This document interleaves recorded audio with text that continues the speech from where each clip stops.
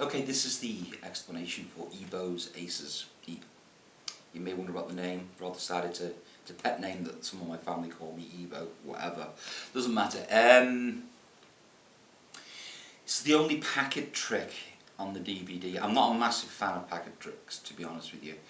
But I like this. These because these are some of my own sort of moves, and well, not moves, but ideas from a few packet tricks. There was one a couple of years ago which was quite strong. I think it was called WTF, where jokers turn to aces, but it involved a bit of sticky plastic on the card. Didn't like that too much. I think this is a stronger version of that trick, but it's not that trick. Sorry, it's a similar concept. This is stronger, but it has the added bonus of having a card selected as well. And in fact, one of the jokers actually magically turns into the card that was selected. So here's the setup. We have 3 jokers. Now, this is a normal joker. However, these jokers have aces. Now, these aren't double-faced cards. These are actually just 2 cards stuck back to back.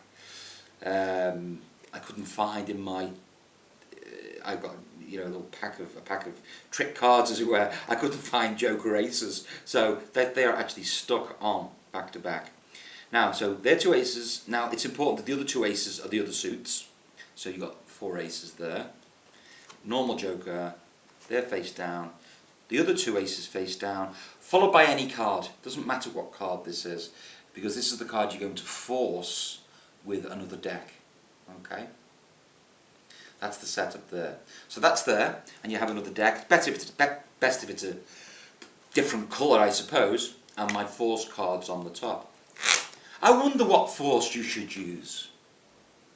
The Hoffen to spread colour force sounds like a good idea.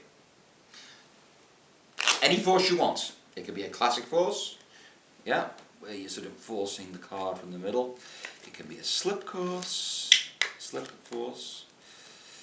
It can be something which is often overlooked, the cross force, divert attention, check this card. My God, believe it or not, that works, folks. Point is, you're forcing that king. Once it's forced, that's it. You can either give them to the spectator, put them away. That's it. The card's forced. It's King of Diamonds, which happens to be the extra card. The card at the bottom of this pile. So here's the routine. First move I do is a Hammond count of 3 cards to make it look like 5. 1, 2, 3, 4, 5. Now let me go through that again. There's the 3 cards face down. There's the 3 there. First one is straightforward. That's normal. Like a biddle grip here. I take 1 card. I take 2 cards. Now this next move, this is where I take all these cards here and take these 2 underneath. Yeah, so that's the change there. It's all these cards go as 1 down as you take those 2 underneath, and then you count the rest as 5. So in normal speed it looks like this: 1, 2, 3, 4, 5. It's quite an effective way of showing through. There's actually 6 cards here, but it looks like showing 5 jokers. So you say to your audience, you may be wondering what I'm doing with 5 jokers. And in the patter line I say, well, jokers are often called wild cards. In other words, if I lose a card from the deck, I can write the number of the card here, 6 of diamonds, and we can use the joker as that lost card. Very often people do this. So with that concept in mind of a wild card, I'd like to try a little experiment. You take this joker here, which is the normal one, you turn it over and put it underneath. That puts it at the bottom of those 4. I then say, we'll get back to this joker later, and I do a side glide. Remember the old glide where you used to do this sort of thing? This is a side glide. It's an effective move. Basically, I show the joker, and it looks like I'm taking the joker and putting it down. What I really do is, as I turn my hand down, my fingers do this, which slides this and means I can take this one, the king, instead of the joker. So in normal speed it looks like I'm taking the joker, but really I've slid the joker that way, and I square them again. So that's for the end of the trick. They think that's a joker isolated. So we're in the position where we've done the glide and we're here. Now what we've got here are 3 cards and 2 double faces. This is how it works. We do an Elmsley count. 2, 3. That's an underground Elmsley because the last card goes to the bottom. That's quite important.